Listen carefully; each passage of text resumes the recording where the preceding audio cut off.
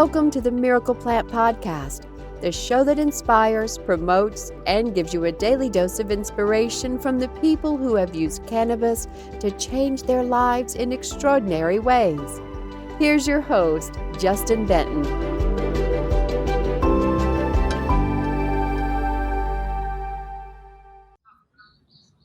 Hey, welcome to the Miracle Plant Podcast, where we explain this misunderstood plant with so many names and the miracle plant that has changed so many people's lives, including mine and our families, in extraordinary ways. Today, we have a special guest on with us today who I met in this incredible new platform called Clubhouse. For those of you that don't know about Clubhouse, you need to get to know.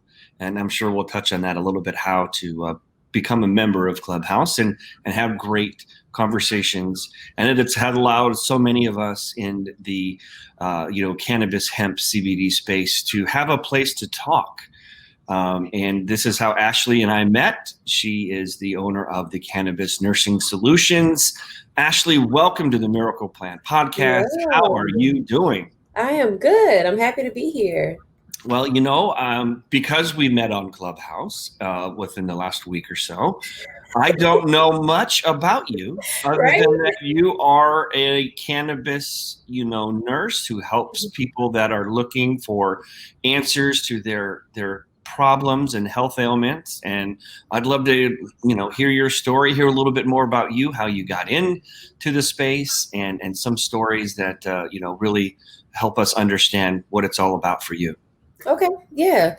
So thank you for having me. I'm Ashley. I've been a nurse for 12 years and I worked in traditional nursing world for most of my career. And if there are any nurses out there, it's like med-surg nursing and like telemetry nursing. The person who brings you your medicine and says, "Have a nice day, sir," and talks to you for the doctor because the doctor probably came in and said a bunch of mumble jumble, right? So that was what I spent a lot of my time doing. And then somehow I worked myself up in the corporate world and had to conform to those rules and regulations. And during that time, I started learning more and more about the plant. And my husband actually self-medicated since as far as I could remember. He's now a patient. I'm in Maryland, so we only have a medical program here, but he is a medical patient. And when I started learning, so let me backtrack. I was the person who said, "This is a terrible thing. You're messing up your mind." I had all of those stigmas coming out of my mouth to my husband. And when I started learning about not only the plant, but the endocannabinoid system and, with it being the largest receptor system in our body, I'm like, why are we demonizing a plant that literally is compatible with the system that we're created with, that we don't talk about? So he turned into my guinea pig, and we worked to find therapeutic range for him because he suffers from chronic back pain. He used to be a diesel mechanic, and so a lot of wear and tear, that kind of thing. And so that's how I got into it. I saw good results with him, just kind of managing and experimenting with different methods of consumption, experimenting with different doses and not over medicating where you don't need to over medicate and stuff like that. So, I look at it from a totally medical perspective, although I definitely appreciate recreational use. As many know, stress is linked to almost every chronic disease out there, right? So stress management is also very important. And I also kind of attribute that to the medical side of things. So that's how I got into it. At this point, I'm in love with the plant. I'm having a good time navigating this whole entrepreneurial space. I'm a new author, so I guess I got to claim that title because I published. What's the name of the book? Tell us about the book. Oh, it's called Ace's Medicine. So it's a children's book. I have it here. Somebody told me always keep it with me. Absolutely. What's it called again? What's it called? Ace's Medicine. Awesome. ASA Medicine. Mm-hmm. So Asa is a little boy who he's a medical cannabis patient too. And he happened to move to Maryland because we have Johns Hopkins, we have these big hospitals here. It's not named that in the book, but it's kind of where the idea came from. So he came to Maryland. He's getting treated for these severe illnesses, but he takes medical cannabis for symptom management. And so he goes to his new school. He, thinks everything is normal because this is his life, and he gets teased. As we all know, children adapt what their parents tell them. So a little boy named Rio makes fun of him and starts using language that is common for the plant. And him and the school nurse both come and they teach their class about medical cannabis. And I really feel passionate about it because it displays what the nurse's role should be with our pediatric patients. And because there's so much stigma around it, a lot of our nurses aren't as informed about the plant and the endocannabinoid system and all those kind of things. So, not only does it talk about the injustices of not acknowledging medical equality, but then it also kind of touches on the role of our civil servants, i.e. the nurse in this situation. So, yeah. That's awesome. And now I'm guessing this is maybe based on a true story or a couple of stories where, a young child had came, into your life and you were able to help them out with cannabis. So not a personal story. Mm-hmm. Here in Maryland, and you're in California, so you probably have something similar, but we have a law that just was implemented this year that allows medical cannabis in the schools to be administered by the school nurse. I helped to build the guidelines, but even as a participant in building those guidelines to supplement the law, I had a lot of questions. And being a mom myself, I know what it's like when my kid comes home and say, well, Johnny said so-and-so about blah, blah, blah, blah, blah. And now I have to kind of teach her, what the real answer is. Well, right now, a lot of parents don't have the real answer, So I just felt like parents deserve to have at least something to prompt them with some good evidence or real information, and not continue to perpetuate the stereotype within their children, because then that causes division within the closest social network that children have, which is school. So that's where it came from. And to be honest with you, I don't think a lot of people have gotten to a point, at least here, where they even acknowledge that this will be a problem. Now, you were saying that you help set up programs for school nurses. I'd love to hear more about that. So it's not specific to the school nurse. I actually educate just nurses in general. I have a course. It offers them CEUs. And we talk about like the history of the plant. We talk about, what a cannabinoid is, what a terpene is. And then we talk about like treatment care planning, like how we can incorporate that into our plans of care. And that's typical language for us. Do I need to explain that? No. Okay. No. So basically we go through a process with every disease that we see. And there are certain things that we just innately do when, like if you have a CHF patient, we know that we're going to check the lungs because they could have fluid in their lungs or something like that. We don't have a protocol like that that exists with medical cannabis. We barely even ask if the patient takes medical cannabis. If we see THC in the system after we do a UA or urine analysis, we, label them and then we move on. So basically what the course does is break down what it is really, and then builds it up to what can you do with this information? How do you implement it into whatever it is you do in nursing? So if you're a school nurse, if you're an ICU nurse, if you're a med-surg nurse, wherever you are, you can take that information and advocate for your patients the way we are trained to do. That's so cool. How does someone find it? Do you have a website, or do they reach out to you on Instagram? How do you get to take the course? So I do have a website. It's Cannabis Nursing Solutions LLC.com. And the tabs at the top will direct you. So if you're a nurse, you click for nurses, and then you have your little menu. But you can also email me, cannabisnursingsolutions@gmail.com, and then on Instagram at Cannabis Nursing Solutions. Very cool. And what's been some of the feedback? I mean, I think it's so necessary to have, because the nurses and the doctors, they weren't trained on the endocannabinoid system, even though it's been around since the 90s. And since we are truly understanding, the endocannabinoid system's been around the whole time, and it's in every animal that walks the planet. But we've just identified this endocannabinoid system that sets up with all of these receptors, CB1 in the brain mostly, and CB2 in the immune and body, receptors that receive cannabinoids that either our body makes or that we give them through, plants like hemp.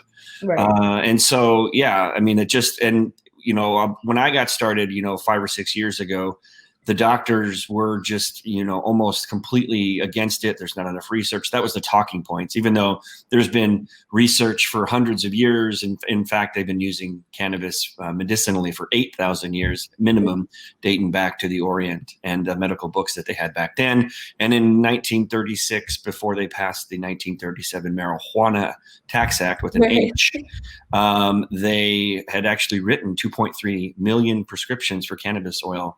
And the American Medical Association came to Congress after they passed this horrible bill, said, "What are you guys doing? You never even consulted with us. This is one of our tools that we use to help people with migraines and pain and all of this. And now you've taken it off of our, rotation." So now what has been your feedback from nurses or folks that have taken your course? And I'm sure they're very excited and happy to learn and apply this incredible plant to helping so many people who go through so much, especially at the hospital.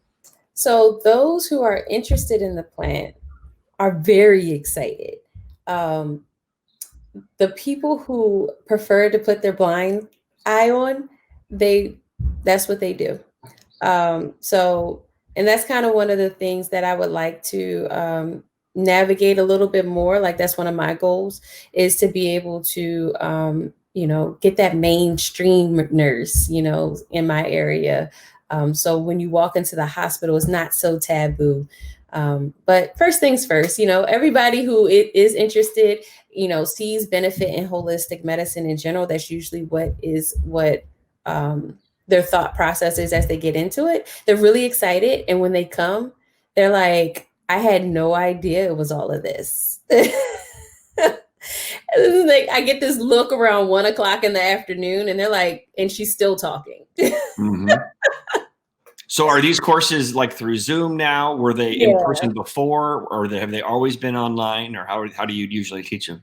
So when I first started, I've only been doing it for a year and a couple months now. So the first 2 pilot courses were in person. And then just after that, COVID hit. So then that's when we had to restructure everything. And that was totally on Zoom, which is interesting because everything I wanted to do was supposed to be local. I wanted to be able to contain myself and, I didn't want to expand myself too far.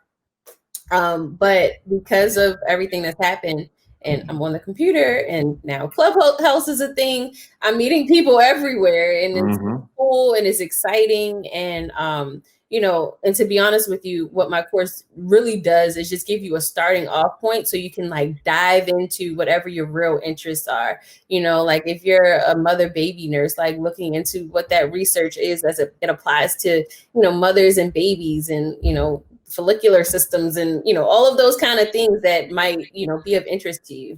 But we're a subset of people that is very, very small. So the opportunities are endless. So, yeah.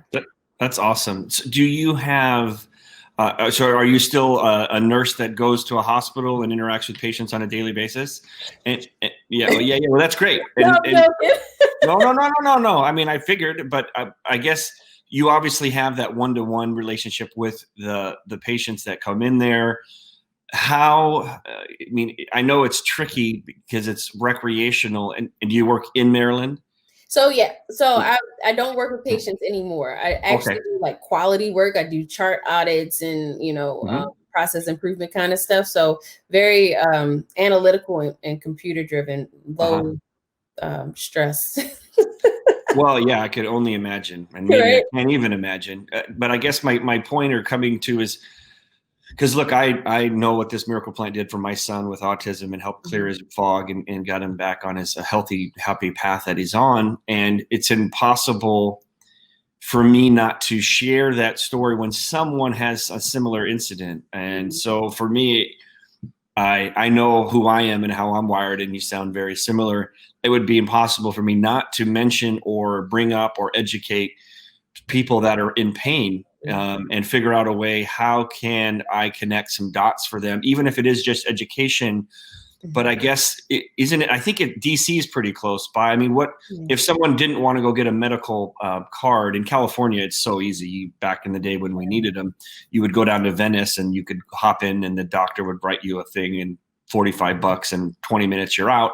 Right. But I don't know if it's that easy in Maryland. So I mean, obviously there's CBD, and that's what we make a whole plant raw extracted CBD, which we've sent you some, and I can't wait to hear your feedback. So that's where we're a huge advocate of the plant and cold pressing it and getting all of the nutritional availabilities out of it. But if you were to share some information with them and they wanted to try, a higher THC strain, perhaps, how would one be able to get that, I guess, in your neck of the woods, or what would your recommendation be for them? So we do have access, and it really isn't that hard to get a medical card here. I think there's a lot of thinking patterns around getting a medical card, like, what are they doing with my information? I don't really want to be in the system, kind of thing. And then here in Maryland, you can't carry. So that's also a point of contention for a lot of people. So a lot of people are choosing the legacy market, but I don't necessarily recommend it, because the dispensary, they do the testing, and you know exactly what's in your product. So you can dose yourself, and you can be intentional about your use. But as far as accessing it, I know a few doctors that do the certification for patients, and right now it's online, so it's super easy to do. Cool. And then I'm not a huge fan of DC's medical recreational market. Like, it's not like in California. So I've been to California, and I'm like, okay, your recreational dispensaries are kind of cool. You walk in, they have security or whatever, give them your ID, you go on about your business. In DC, I feel a way about going to their dispensary. It feels like a little back alley, or yeah. And it just doesn't make me feel comfortable, which is interesting, because if you have a medical card, it's a completely different scenario. So, and what they do in DC is you can't, and I'm not exactly sure why the law is like this, but you can't buy what you want to buy. You have to buy something, and they give you the gift of the thing that you want. Yeah, I've heard that. It confuses me, and I'm sure there's some weird loophole, and it probably has to do with Lord knows what, but I always just say follow the money, and there's some rationale out there. But right. Yeah, it's pretty wild. Yeah. So I'm not a huge fan of it, but if you don't want to get a card here, DC is the closest place. You can get it. The other thing is I don't know how they're doing their lab testing in the rec market. Like, that's not really transparent as far as I've seen. And then they don't label the same way they do in their rec as they do in their medical market. And I get why, but at the same time, even recreationally, I want to know what am I taking? So those are my thoughts. Absolutely. And again, for us in the CBD side of the space, which, we do have trace amounts less than 0.3% THC, we've seen incredible results. We're all learning at about the same time. And now that we found each other on Clubhouse, we get to work with people like Dr. Lakeisha, and Chloe was on last night, and she had a great room, Viliano, and there's just so many incredible people that I've gotten to meet on Clubhouse, and we're going to be able to align and help each other accomplish our missions. And tell me about your experience on Clubhouse, people you've met, things that have worked out for you. I assume, how long have you been on Clubhouse? So Christmas was when I was invited in. So it's been really eye-opening experience. So I feel like a bubble has literally been lifted off my back. Like, I felt like I was working alone, and I was the only one who thought the way that I thought. And I knew that, I know a few people, I know small subsets within my area specifically, but like, you get kind of stuck in these kind of echo chamber kind of things. And that's kind of exposed that a whole lot for me, at least. So Clubhouse has been really great. I've really enjoyed meeting all the different people, hearing other people's opinions, getting different perspectives, which I think is huge. Perspectives outside of Maryland, perspectives outside of being a nurse, perspectives outside of, being Black. It's invaluable the amount of perspective that you're able to get, because then you can apply it to what it is that you are trying to accomplish. And I think, and I'm hoping that that's true for everybody, because really that's ammunition to how you relate to the world, how people receive you. And then the other thing is just general public speaking to people that you don't know, you don't understand the audience or anything, and being able to engage that way, I think is also very valuable. So I think it's been a really great experience. I've met a whole lot of other cannabis nurses out there. In my personal network, I'm a part of an organization called Cannabis Nurses of Color, and it's very, very small. It's like less than 200 of us that I'm aware of. And, that's been growing, but we've been able to really connect even more amongst ourselves. So, I think it's been very important, but I need to disconnect. I have children. I can sit on that thing all day, listening, talking, whatever. Like, I can sit on it all day. Yeah, it's quite addictive. And it's basically on, if I'm awake 16 hours, let's say, I'm on Clubhouse, probably about 14. And I try not to engage too much. And if I have things to do like this, or make phone calls and clients and things, then of course, you'll build those into your day. And I would recommend anyone just maybe schedule sometimes. And as we start to get more rhythm, there's going to be clubs, and there's going to be certain times that certain shows are on, just like a TV. And so you'll be able to kind of schedule which shows that you don't want to miss. So it's been incredible, because I know for us in the cannabis hemp CBD space, there's been so much censorship and so many no way we can't communicate, like Facebook and all me with that censorship word. I won't go down that road with you. Well, I'm just saying, it's been, and not to mention, since the 1937 Marijuana Tax Act was passed, which was complete, bullshit, just speaking purely. And it was done for political reasons and lobbying reasons and all kinds of horrible reasons, if you want to go down that rabbit hole. But now that at least, there was an awakening with hemp in 2014, they passed a farm bill, which allowed us to start growing it and trying how to figure out if there was a market.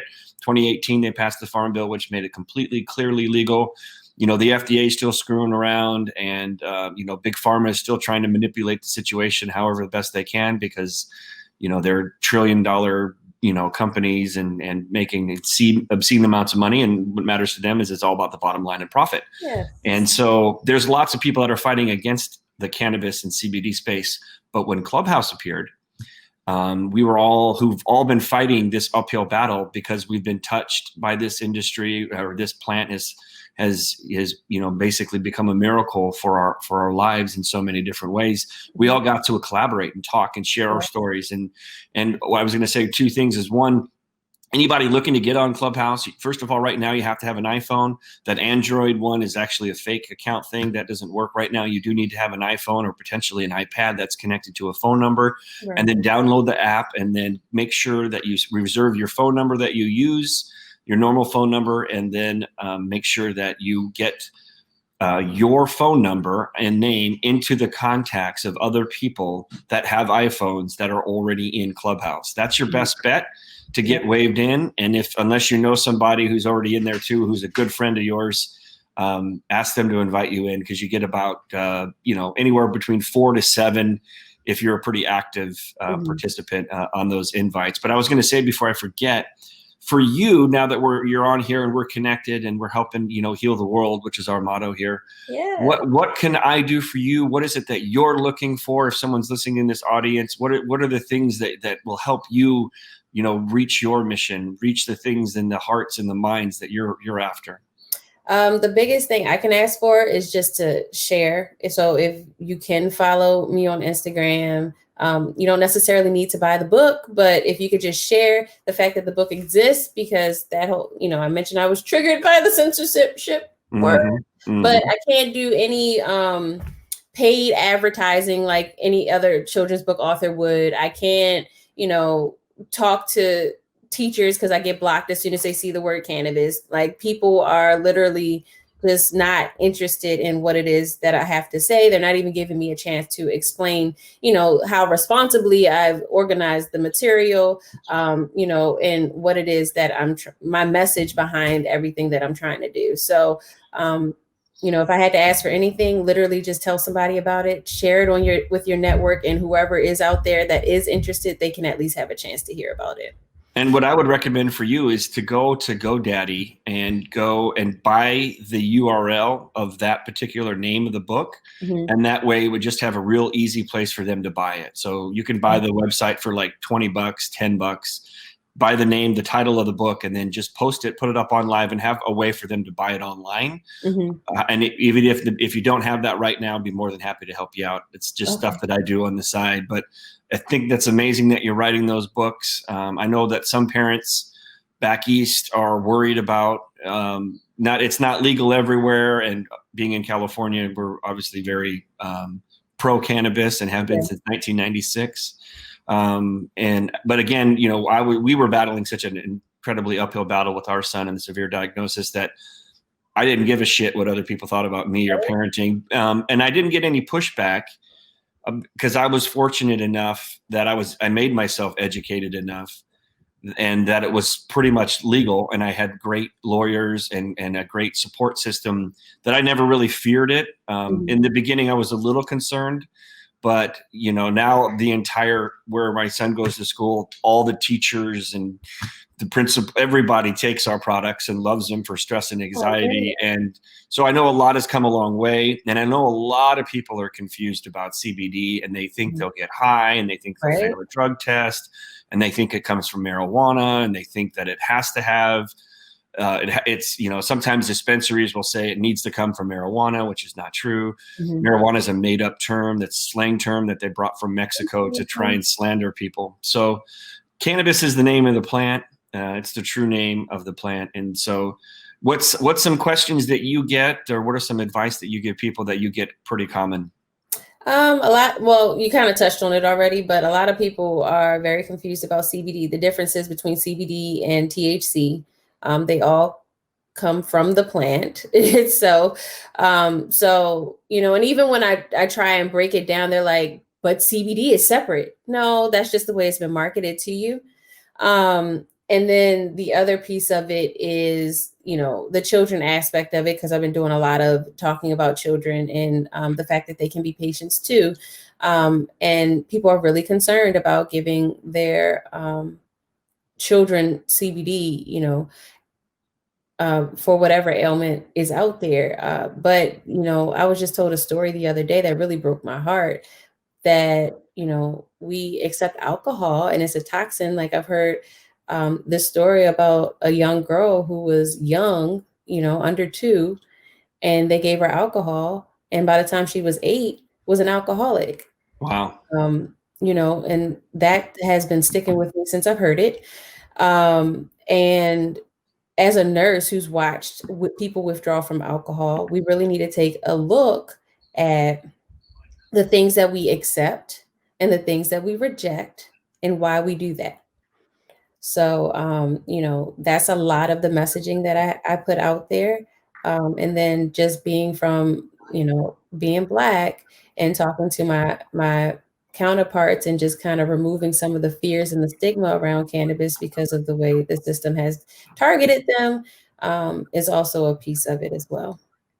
Yeah, I mean, and we certainly get that question a lot with children, because that's how our story got started. My son was 3 at the time.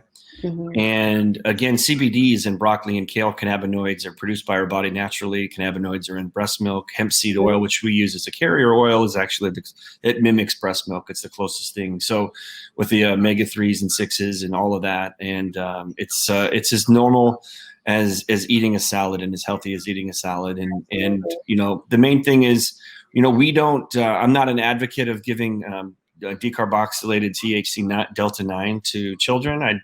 There's been studies out there that it's not a benefit to the brain as the brain continues to develop to the age of 25. Everyone has to do their own research. Don't take my word for it. Do your own research. I think it's crazy how people will listen to one person, even if they are wearing a white coat, and just accept everything that they say is the truth. But yet if we get a ding in our car, we'll go take it to 3 places to get estimates. So exactly. I always tell people, do your own research. You can go to places like pubmed.gov and search and look for all of these published studies out there. You'll be blown away what's already been studied with cannabis and CBD, and you'll be blown away what is to come. And so I'm just so happy to have you on, so happy to meet, so happy to help anything that I can do. Any parting words or anything you want to share with the audience before we wrap up? My message is always, cannabis is a medicine. It's not scary. Love it. So true. So true. I am going to read a review. Please review this. Please share this so others out there who are in pain or stress, or they can't sleep at night, or they're fighting a tough ailment or an autoimmune disease, that they can be exposed to this information and try this plant juice. We have compassion programs. We give away products for free all over the world.